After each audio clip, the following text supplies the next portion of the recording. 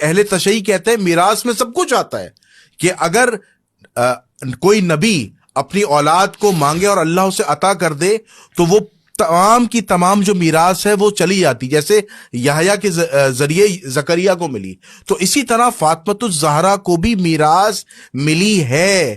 اور اہل سنت کہ ہاں بھی یہ روایت قابل قبول ہے، تو پھر ابو بکر نے میراث کیوں نہیں دی؟ یہ تو قرآن کے خلاف چلے گئے وہ۔ ٹھیک ہے، یہاں پر بھی وہی اصول ہے، روایات ہماری کتابوں میں بھی ہیں، میں نے اپنی کتاب میں شامل کی ہیں، سیدہ کی طرف سے جو جواب آیا ثابت ہی نہیں ہے۔ کون سا جواب؟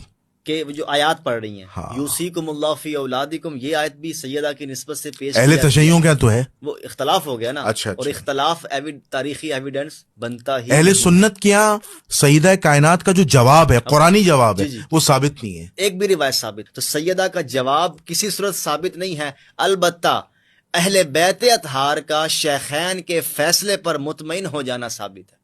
اچھا، وہ روایت پیش کریں۔ وہ روایت میں پیش یہ کرتا ہوں کہ آپ یہ دیکھیں، جو خاموشی ہوتی ہے وہ آدھا جواب ہوتا ہے، اچھا، اور آدھی ہاں ہوتی ہے۔ آپ اردو زبان میں دیکھیں کہ ہمارے ہاں جب بفرض محال آپ کا کسی بات کو ماننے کو دل نہیں کر رہا، آپ منہ پھلائیں گے، کچھ نہ کچھ آپ باڈی لینگویج ہے کہ آپ اظہار کریں گے میں یہ بات نہیں ماننا چاہتا۔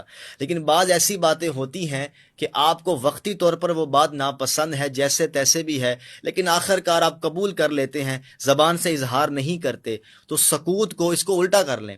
آقا علیہ السلام کی نسبت سے سنی شیخ بات مانتے ہیں، حدیث تقریری، اچھا، کہ حضور کے سامنے کسی صحابی نے کوئی عمل کیا اور حضور نے خاموشی اختیار کی تو وہ عمل بھی ثابت ہے، عمل بھی ثابت۔ تو سکوت ہاں ہوتی ہے۔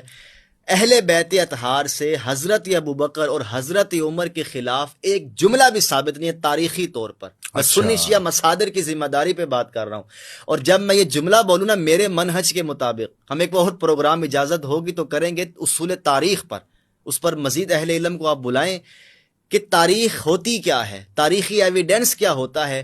شیعہ سنی مصادر میں حضرت ابوبکر اور حضرت عمر کی نسبت سے ایک جملہ بھی ثابت نہیں ہے ائمہ اہل بیت سے اور مولا کائنات سے، سیدہ کائنات سے، کہ فدق کے معاملے میں انہوں نے زیادتی کی ہے۔ میں خبر روایت کی بات نہیں کر رہا، سنی سنائی روایتیں ہمارے پاس بھی ہیں، معاذ اللہ وہ روایات ہی تو ہے، جلالی صاحب نے کہہ دیا تھا کہ معاذ اللہ سیدہ خطا پر ہیں، روایتی ہے، لا حول ولا قوت الا باللہ۔ وہاں پر یہ سنی منہج کو اڑا دیتے ہیں۔